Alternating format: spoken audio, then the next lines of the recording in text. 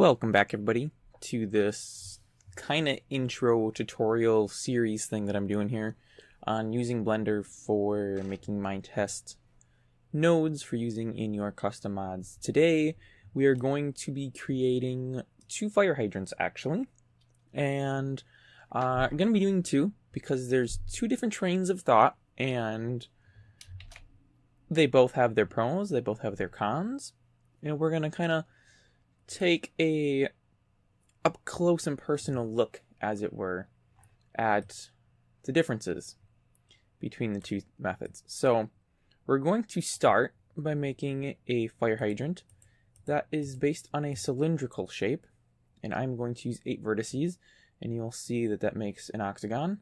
And if we crank this up, we can get more, or we can get fewer down to all the way a triangle.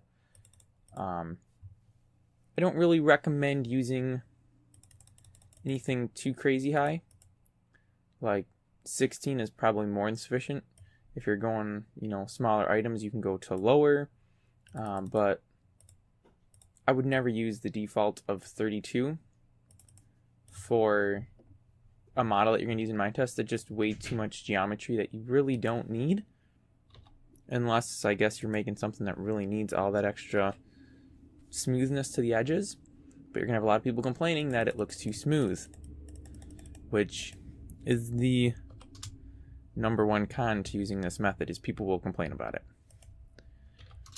Obviously, you should do what you want to do and not worry too much about what people say, but just know that people are going to complain about things being cylindrical, and I don't know why, because it looks nicer, but again, not really my place to say anything either way. And I really should have opened up a web browser tab with a fire hydrant picture, because I only see them every single day, like 2 houses down from me, but I don't know what it looks like well enough to just model on. Okay, I got some pictures here. Good. So we're going to do a cylindrical method, and we're going to do one in a cuboid method. So we'll add a cube here. I'm going to set the radius to 0.5, which will make it a 1 by 1 by 1, and then we're going to go in edit mode using tab to switch. Hit the Z key and change to wireframe, and then we'll click on, you can see these little black dots on the edges. Those are to select the faces, and we are going to hold down the control key and slide this in, and that makes it match up to the grid here. And we're going to move each side in 3 spaces, which will make this slightly smaller than the cylindrical version that we have going. Hit tab again, go out of edit mode, and I'm just going to scoot that over 1 space. So that would be sitting in the node next to this one. First thing right off the bat, this is too tall. So we're going to bring this down. Let's just do 2 spaces here. Those are tenths of Blender units. That's how the grid's broken up. You have 10 of the little squares. It's kind of based off the metric system, actually, so you could look at this as being centimeters and millimeters, or meters, and each one of these blocks is 10 centimeters. And if you zoom in enough, you'll see these are all broken down into tenths as well. That's as small as they break down. As you zoom out, you see that they turn into a larger grid still. Right? Actually, that grid stays the same. But yeah, it's kind of based on the metric system. You can use it with the English system. There's a setting to change that. But for something like this, there's really no point. And it's just easier to deal with decimals than try to work with fractions and stuff. So here's kind of our 2 starting points. Not going to put too much detail on these. We're going to want to put the little cone thing on the top. For this one, I'm just going to hit the E key and extrude upward to the top of the node, and then S to scale and 0.5, and that did not work. Let's try it again. Scale 0.5. I think I accidentally hit the enter key on the numpad. Alright, so that gives me the top of the fire hydrant, and we're going to do the same thing on the square one. So we'll select the top face, extrude up, scale 0.5. See, and that's what I would do. However, that would not be the right thing to do. So we'll go back to edit mode, and we will actually drag this down 2 spaces. So looking at the top view here, you will see we basically just created an inset. and we will put it up 1 space. I could put it up to 2, but I think it would stick up too high. See, when you're doing the cubic method, everything has to be 90-degree angles. And there is a reason for that, and it does make sense, because doing textures, you can get, you know, better pixel accuracy. So say, for example, each one of these spaces here is 1 pixel. That's a 2 pixels wide, 1 pixel high. Pixels will match up perfectly. You got something like this with an angle on it. Well, we got 2 pixels wide there, but we're looking at 4 pixels wide almost at the bottom. Pixels aren't going to match perfectly. You're going to see angles of the edges from pixels. For some people, that is just completely unacceptable. It's horrible. I'll let you make up your mind on if you think that's bad or good, or if you're indifferent, whatever. Just increasing the selection. We're selecting the top face there. And then Control Numpad Plus to increase selection. Shift D to duplicate that. Holding Control to move it around. R to rotate. Rotate it 90 degrees. We're going to actually put it down a little lower and scoot it in. And you'll see that the grid is not lining up. However, if I zoom in more, I go to the subgrid and line it up. And I'm going to line it up to that line. And then I'm going to actually Shift D and duplicate this. Put it on the other side and rotate it around. Now you might be wondering, why in the world did you just rotate that? But why would that matter? Because when I duplicated this, I did not include an inside face here. So we have the face on the outside, but there's no face on the inside of this little square, because you'd never see it. So it's pointless to have it there. It ends up taking up space on your texture map, and it increases the file size of the exported file and the saved Blender file as well. So there's really no point in doing that and including it. I'm going to select this one more time, and I'm going to pop it on the front side, rotate it 90 degrees. Again, you're going to notice that the grids don't line up. Not a problem. We just zoom in, and actually I can hit the G key, and then I can move on both axes here. And we'll put it on the front side. Now looking at my pictures here, the front one is larger. Now, this is where a problem comes in with making things pixel perfect. If I'm using this grid as 1 pixel, well, what do? Well, I could scale it. How do I explain this? I could change it. So each one of these grids I would represent with 2 pixels. So this would be 4 pixels wide and 2 pixels tall. In which case, I can drag this up 0.5, drag these sides out 0.5, and I will essentially, by doing this,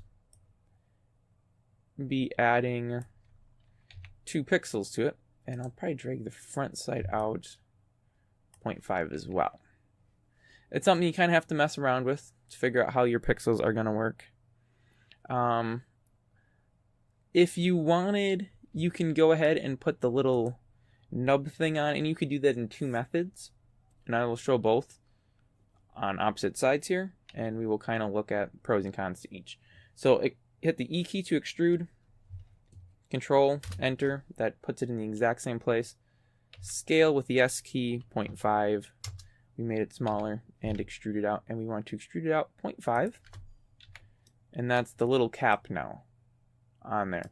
Now our other option would be to select this whole side, Shift D to duplicate it, put it here, and scale 0.5. And then we just have to scoot it in so it matches up, which it actually won't match perfectly. It will be off by half. However, not to worry, because if we go to the local, or the local here, I don't know why it's moving that far. We just want to put this to, I think, 0.7. Nope, let's do 0.65. Okay, it should be 0.6 something. 0.6. It was 0.68, so let's try 0.69. Nope. 0.67. Honestly, the easiest way to do it is just slide it till it's about right. And then this is okay, it should be 0.75, and get rid of that 03, and now it matches perfectly. So we did that. So pros and cons. Well, let's switch back into edit mode. And let's actually only view that. So if we hit the dash key on numpad, we'll go to local view. And now we're only seeing this mesh. And you know what? I'm going to turn this on to solid mode. Let's look at this side. We have the 4 faces going around and 1 on the end. And then we have the same thing repeated here. 1 on the end, 4 faces going around. Relatively easy to map because we're just looking at 2 boxes. And this will pretty much all, if we select like these edges here, and we'll get to UV mapping in a while, and then mark those as seams and unwrap, it'll turn into a pretty much a plus sign is what that'll turn into. This one over here, we could do the same thing. We would mark these 4 edges, and then we'd have to mark this whole seam going around here because we want it to be cut there, and mark these because again we want to turn this one into a little plus sign, and it would still work just fine. But we now created, let me go back to face select mode, we created 4 extra faces. You might think, well, it's really not a big deal. And you know what, you're right, it probably isn't. But if you do this 20 or 30 times on a model, you know, you just created 80, 120 extra faces, and it's not really, it's 3 times as many because you have to have 1 face. So we created 3 extra faces that we didn't need to. But still, you're creating extra faces. It's just one of those things to kind of keep in the back of your mind. It might be better if you just do a square face and then slap another one right in front of it. As far as rendering and stuff goes in the game, you're not going to notice any difference anyway. So it really doesn't make a huge difference. It's not a make or break kind of thing, but something to keep in mind. All right, let's go on to the cylindrical one here. Now, first thing we're going to notice with the cylindrical guy is we have points on both sides in the front. We don't want that because we want stuff coming off. Easy enough to fix. Rotate, control key to constrain it, and we're going to notice, 25 is too far that way, 20 is too far this way. I've done the math before, so we can hit R on the keyboard and then do 22.5, and that'll make a perfect rotation for an octagon. The math to figure it out, I believe, is dividing 360 by the number of faces. Does that sound right? 22, 360, 60. That does not sound right at all. Maybe we have to divide 180. I don't know. Whatever, that's the right number. I figured it out once. I don't remember how I figured it out. We could honestly leave it the other way and it wouldn't matter. Like, the faces will still work. Okay, and what I'm going to do, it's kind of cheating, but whatever. It works. I'm just going to duplicate the entire thing. Rotate it 90 degrees. Select the bottom face. Bring that way in. Take this outside face. Bring that in. Look at it, say, yeah, that looks good. You know what, though? I don't need that inside face here. So let me go ahead and get rid of that. And honestly, bottom face, I really don't need that either. And while I mentioned bottom face, let me take the bottom face off the square one as well. X key to delete, by the way. And then let's go back, select this whole shebang here, and slide it on in. And of course, it's much too large. So we're going to scale this down by hitting the S key, scaling. I want to have it, I guess, 0.4, because that's about the size of that face. This sticks in a little bit. That's okay, though. Yeah, that looks fine. And then I will duplicate this with Shift D, put it on the other side, rotate around. I could have also done R180 to rotate it. That would have accomplished the exact same thing. Now, looking at this, they both stick in different amounts. Now, because this green line represents my 0 point, this will be negative, this side's positive. So I can select all of this and look at my global median, which is 0.29667. And then I go here, and I just do negative 0.29667, and they both stick into the center post the exact same amount now. Is that little bit something you're going to notice in game? Honestly, no, probably not. I, however, am a perfectionist, and it needs to be right, so that's why I did that. And we're going to throw this front one on. It's sticking out a little bit, but you know what? We're going to make this bigger. And actually, let me change my global median here to 0 so it's centered. I'm going to scale this up just a little bit. Something like that, I guess. It really doesn't matter. And I'm going to slide it down one space, and I'm going to have to slide it in a little more so I don't have an edge showing. There we go. Let's go ahead and view that in solid mode. Alright, so we have a pretty legit looking fire hydrant there, and a square one next to it. Not bad, not bad, not bad. Alright, so let's go ahead and go into UV editing and talk about everything I did wrong when I made these models. Okay, so let's select one of those and unwrap it. This is just kind of everything squished to go flat. Not really optimal. You're going to have very stretched pixels. Let me actually move this little box here. And go ahead and create a new image with a color grid, just so we can demonstrate. Change this to textured mode. Look here, we have, let me actually turn off see-through there. The front of it, it's very non-deformed, which makes sense. Go to the outside here. Wow, this is getting really deformed. Look at how these little grid lines are going all crazy and stuff. That looks horrible. That is complete garbage. Whoever made this UV map should be shot. So obviously a problem. So what's the fix? Well, let's make some seams. Let's actually change to, go away. Change to edge select, Control E, and mark a seam. And then I'm actually going to go through and mark every single seam on these edges here. And you might be thinking, why in the world would you do that? That sounds so crazy. Honestly, you're probably not thinking that at all, because if you're watching this, you're probably new to Blender and you're going, okay, well, I don't know why he's doing that, but I don't know why he's doing anything he's doing here. I'll just keep watching and find out.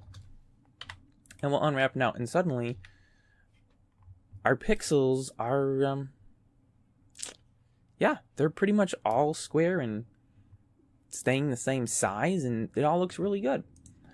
But it can be better. In this case, let me turn on UV's constraint image bounds. In this case, all of these sides are the exact same. So let's pop them all on top of each other. This will make creating a texture easier, because every single one can use the exact same texture. So we only have to create the texture once, and then every side will use it. So for example, say we wanted to put, say, a little rim there, and like some dashed lines going out on this or something to represent, you know, smaller bumps on it or something. We do that once and it shows on every single one, and it's perfect. This is where I screwed up, and it's not really screwed up per se because I intentionally did it, but I did one of these. Now I have to go do both of these. All that work, see? I unwrap it, and now I have to remark all the seams, and then I have to do the exact same thing on this side, and that's a lot of wasted time. So pro tip, if you're doing something and you know you're going to have multiple of the same sections of mesh, like these 3 nubs, the best thing to do is unwrap one, like we did right here, and then simply reuse that. Shift D to duplicate it, throw it over here, slip it in place, boom, boom, boom, it's done. It's already got your material on there. It's ready to go. You only have to do that that process once, which makes things really save a lot of time. I'm going to actually eliminate all of that, and I'm going to go through and manually do both of those, but I will cut video when I get to that point. Let's change this back to textured mode Z. Again, toggles between your different shading modes. The top of the fire hydrant and to the sides, we're going to use the exact same method that I used for that little nub.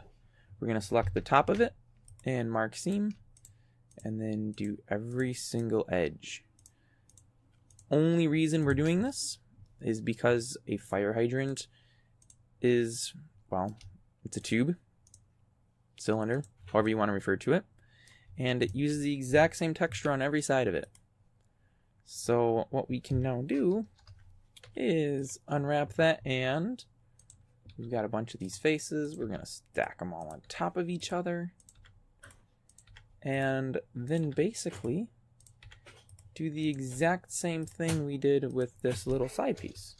So we'll select all of those, and we'll select all of these, and then we will select our untitled image here. Okay, and here's where we start having to do some figuring out of things. These two items are scaled completely different, which means our pixels here are much smaller than they are here. We can get more detail here than we can on this because the map is larger. So we want to scale that down till we get the pixels to kind of line up, which we're just going to go off the grid and say that this line and this line should kind of match. If this is smaller than that, it means this needs to be scaled smaller, which will make that bigger. It's kind of reverse what you would think, but that's how it works. Whoops, that was pretty close. Let's scale it a little larger. That might be perfect. It's good enough for me. Okay, so now this is what we're looking at for our UV map. It has a lot of empty space in it. So, can we somehow make this larger? So we can use a smaller image or whatever. Well, yes, we can. So let's go ahead and rotate that upright for no reason other than because my OCD says it should be pointing upright. And we'll line that up at the bottom, and we will select this and slide that over here, move that there. It really doesn't matter. We're going to highlight everything, or we could use the A key to select everything, move it to about the center, and then scale it larger. Now be careful. If you're constraining your UV maps to the bounds, as you scale, you will hit a bottom edge or a side edge or whatever, and you will continue scaling on the other axis. So you got to watch, so when you hit that, you stop going larger, otherwise you're distorting your UV map. And we're going to put this up a little bit. And that's probably good. I'm going to slide it back over to the side here. I could get away now with an image that's a tall rectangle, so maybe 64 by 32. Because this line right here is the center.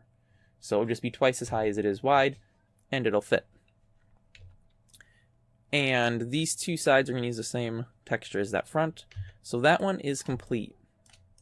Let's go on to the square. The square one we're going to use actually pretty much the exact same process. Select all the edges. This one we're going to select the top edge there because that's going to have its own map. And we will, oops, not the U key, we want to do Control E, mark seam. And then we need to, oops, not that. The top we're going to turn into a plus sign. So we select the bottom edge and the sides. And leave the top unselected, Control E, mark seam. And let me select that, and we're just going to unwrap. And you'll see what I mean by the plus sign. That's our top. This is that top ring. This we're just going to do the same thing. We're going to make a lot of plus signs, honestly, with this guy. Control E, mark seam. We're going to make a plus sign with this one. Remembering that we need to go in and select these inside faces. Mark seam. And you know what? Got to mark these ones to turn that into a plus sign. And have to mark all of these. Holding down the shift key as I right click to select all of these edges. Control E, mark seam. I think I've got everything. Let's see what happens when we unwrap. And let's go add our color texture back. Okay. That looks pretty good with the exception of this top. For some reason that is rotated 45 degrees. Instead of being square on, it is all crooked. Which I don't know why that's the case. Where is that one? Here it is. Okay, well let's change that and fix it. So rotate 45 degrees, looks perfect. Okay, we can do the same thing we did with the cylindrical fire hydrant here.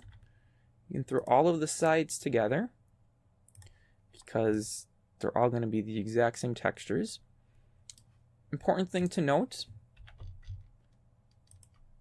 you don't want to have one upside down, which that one I lucked out and turned it the right way, but that's something to keep in mind. You don't want it upside down. So just look at it. They all are the same. D8 is all in the top right corner on them. So that looks good. This top ring here, actually let me go to face select mode. You can select items and then they will highlight over in the UV editor. If you click this little thing here, keep UV edit mesh nodes in sync, it'll show you all of them and it will just highlight whichever one you've selected on the object, which can be handy so you kind of know your spacing. It also does reverse, and when you select here, it selects out there. So this is our top ring. We're just going to throw that into the corner there. This selection should be one of, well, that's the front. Okay, so the side. Now see, that we can't do how I want it, but that works because I need these selected too. So that works. Okay, I guess. Ish. I need to select all of these. And we're going to put that right on top. Ooh, that's not right. Oh, that's why. Okay. We're going to throw that on top of this one. And let's select the front faces there. Both of these sides are going to share the exact same texture. We have H8 kind of in the corner there. This one, it is rotated a different direction. So let's fix that. Here we go. H8. So when looking at it, you're going to have that facing forward and that side facing back. If you want both facing forwards, scale Y -1. Whoops, let's try scale X -1. Scale X -1. One way we'll flip it. There we go. So now as you look at this, both fronts will be fronts, tops will be tops, backs will be backs, and bottoms will be bottoms. You decide which way you want to have your textures match up. If you want them symmetrical looking at it from the front or from the side, however. And then we're going to do the same thing with these little front nibs here, which that's just these two. So I'm going to go ahead and use the B key to do a box selection and move those two on top of each other. Box select once more, and I'm going to actually, yipes, box select that.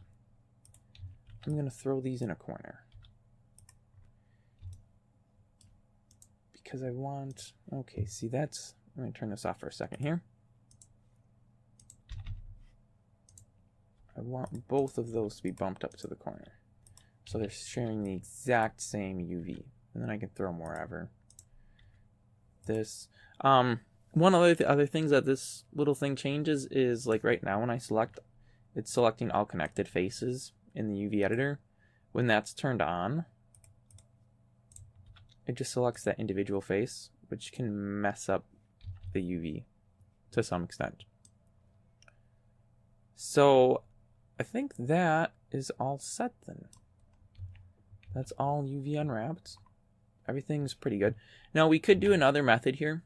We could take each side as its own face and stack them, like we did with all of the faces on this. So we would use the exact same texture for the top, front, bottom, and side. It's kind of up to you. It depends on if you want to use the same texture all the way around on each face, or if you want each face to have its own texture. Something you need to decide on yourself. There is no right or wrong way to do this. It's the important thing to remember here.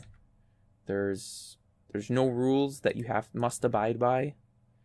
You pretty much are free to do whatever you want. Now the last thing I always like to do is just kind of try to pack these in a little closer so I can then scale it larger and basically get more use out of my pixels. So there's really not a better way to do this one. I can scale it a little more, right about there. Alright, so that's going to be my unwrapped version of that one, my unwrapped version of this one. We are going to stop the video for a brief moment while I unwrap these two faces, and then I'll be right back. And we're back. As you will notice, faces have all been updated. This side, the threes are pointing up. This side, they're pointing down. Could be fixed. Not really worried about it because it's going to be an exact mirrored object anyways. There's just going to be like two lines running down the center of it. So in my case, it doesn't matter. And to honestly go through and select every face and flip it, it's too much work for a tutorial video. So I'm not going to bother with it. So let's get into exporting the UVs. Let's see how we do that. UVs, export UV layout. You know what? I haven't created a folder for this yet, which I probably should have. We're going to do this. B3D for Minetest is what I'm going to call that folder. And we are going to go ahead and call this fire underscore round. What size we want to export this as? We do want to export it as a square. You always want to export a square. So as you are going to skew, even if you're only filling up half of it, you still want to export square. You can always crop it. But if you export it as a taller than wider or wider than taller, you are going to get goofy results. So let's go ahead and open a file browser here. And let's take a look at this. Alright, so we have pretty legit looking UV map there, if I don't say so myself. That's super legit. Let's go ahead and export the square guy. Select everything on this to make it all show. UVs, export UV layout. We want to go in the exact same folder. And we want to call this one fire underscore cube. And let's set this to 256 as well. And export that. Take a look at that one. Looks pretty legit.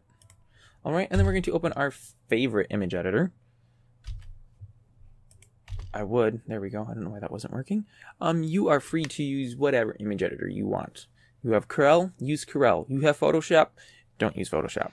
You have MS Paint, don't use MS Paint. You have GIMP, use GIMP. You have Krita, use Krita. Actually, if you want to use MS Paint or Photoshop, I mean, it'll work just fine. As long as you can export PNGs, you're good. I have... Oh, that's right. Krita is not installed. It's a app package. I have GIMP and I have Krita.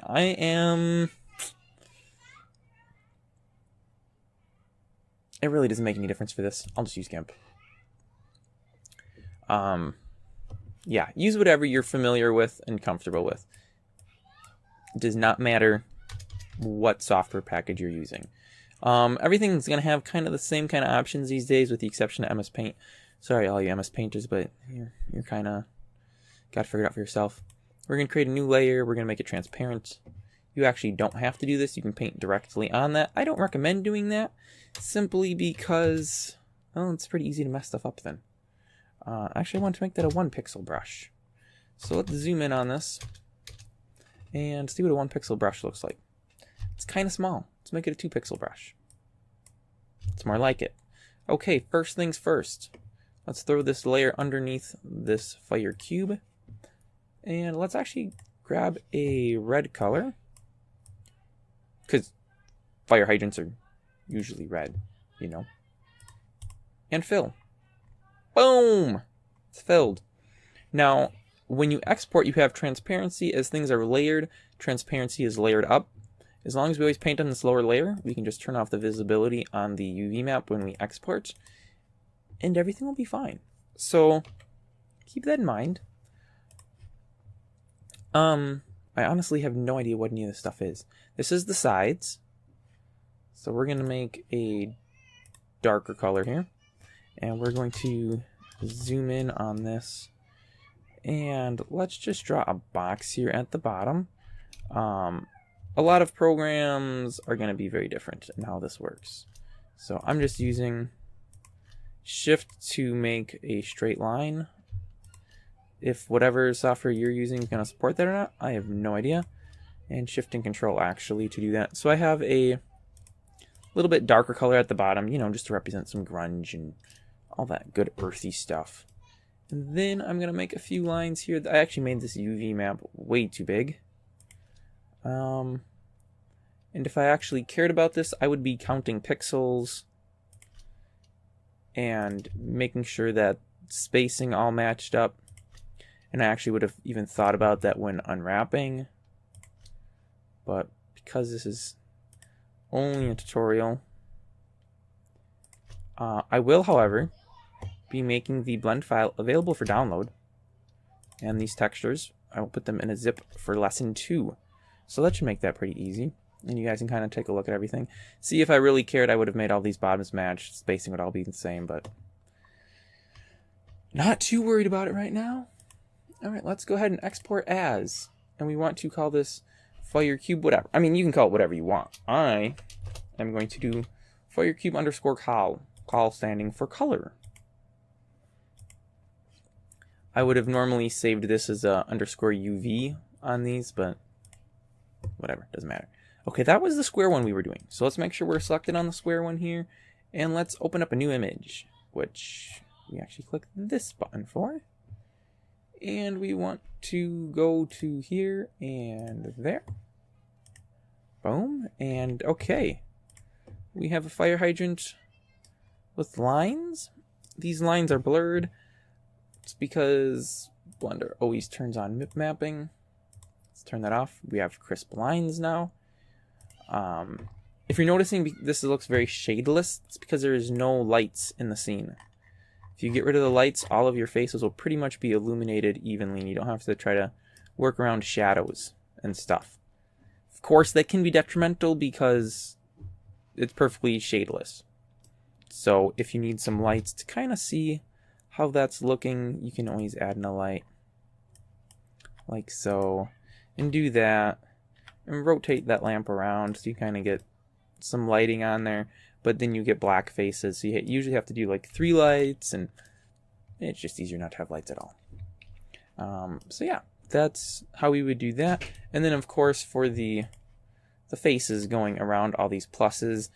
Honestly, I could have put all of these pluses on top of each other. Because they're all getting the exact same texture. Which is nothing more than some straight lines.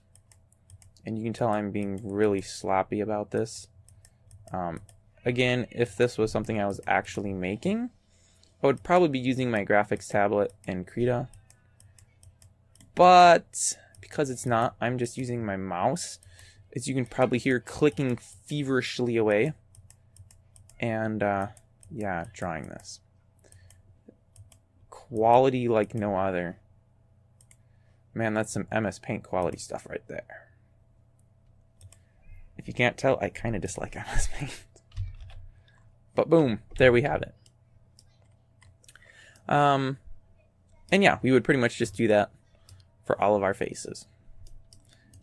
And we'll do the exact same thing for the cylindrical one here. Let me just go ahead and open that with GIMP.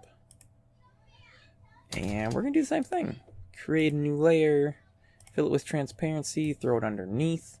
Unfortunately, I don't have the bright red. I believe O is color selector. Yep. Take the fill bucket here, fill that.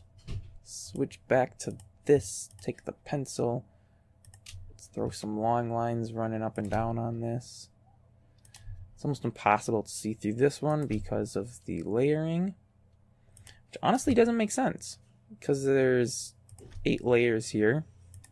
No, actually it does make sense, because the square one only has 4. So this is twice as unsee-through. This looks weird, though. Oh, never mind. That makes sense, too, because there's only 4 here. No, there should still be 8. There's 8 there, and there's 16 here, which is why you can almost not even see through this one. Okay, and you know what? I forgot something on the other one. I forgot the darker dots in the center. So let's pop that there And that there. I don't think that's perfectly centered. It's good enough though. You know, I'd probably want to actually make this a square dot in the center of those. And I guess I forgot that one altogether. I painted this on the wrong layer. Always double check which layer you're painting on. There we go. One of these doesn't need the dot because it has something covering it. Alright, let me re-export this one. And let's go ahead and export this one to underscore col. Just use all the default values. Okay, let's go ahead and reload that one. There we go. Now we have the little dots in the centers. Perfect. And let's go ahead and select our round one here and see how that looks. Beautiful, beautiful. Obviously, you would want to put more work into it. Like, no dot. I don't even need to tell you that. Like, just both of these look... Honestly, the textures look like garbage. Okay, they should have been made a lot better. I honestly could have used a lot smaller textures. Could have figured out the spacing way better. Put some solid lines, some, like, rims, some dots for, like, the bolts. You could do that on the square ones, too. You know, a lot of little things you can add in with the texture that really make a big difference. One thing I should mention as a pro with using the squares, you have an option here to, which of course we can't see because I have that, to snap to pixels, which does as it sounds, makes your thing snap to pixels. So right now I'm using a 256 image texture, so you don't really notice it too much. But if I was using something smaller, say 16 by 32, you can actually line these up so it would be pixel perfect. And if we were going to do, you know, all of these little bump things here with the exact same texture, we could line them up and have it, whatever, say 6 pixels by 12 pixels, if that's the size we wanted to work with. And it would snap it exactly to those sizes. And that's really nice when you're working with pure cuboid meshes. When you get to things with round lines, it does not work well. Because, say I want to snap this to pixels, that one you don't really notice so much. I don't know if I will on this either because it's still pretty large. You can kind of see it as we move it around. It's going goofy because it has to fit to a pixel grid. So, if you use square stuff, snap to pixels works really well for it. If you're using something that has less or greater than 90-degree angles, I do not recommend using snap to pixel. Of course you can. You're free to do whatever you want. But I don't recommend it just because you're going to get some distortion that wouldn't necessarily be there otherwise. Alright, so that wraps this up. In a further episode, we will look at some slightly more advanced things with UV mapping. Well, not with UV mapping. Well, kind of. With doing textures, like how to bake ambient occlusions to kind of get some shading going in here. Lower face will be darker. And of course, it's all stuff you can tweak when you mix it together with your final texture. But it's nice to be able to do that because the game engine does not do any kind of ambient occlusion on it. So it'll all be the same brightness, where like the undersides of these and these inside faces should be a little darker just because of how light works in the real world. But yeah, that's going to end this up. Because I stopped it in the middle, I really don't know what the length is, but we're probably looking at like 45 minutes. Yikes. But yeah, guys, thanks for watching. Stay tuned for episode 3. I don't know what we're going to be talking about yet, but I've got lots of good suggestions on the forum topic I have created. Let me mention again, as I mentioned in the previous episode, I do freelance work in Blender and textures. Feel free to reach out to me. Website is in the description. And yeah, if this is just completely over your head and you're like, dude, I cannot figure this out. And that could entirely be my fault. It's just a horrible teacher. I don't know. But yeah, if you don't want to learn it to make a model, you can ask me to make it for you. And for a couple bucks, I can probably pull something off. So yeah, catch you next time.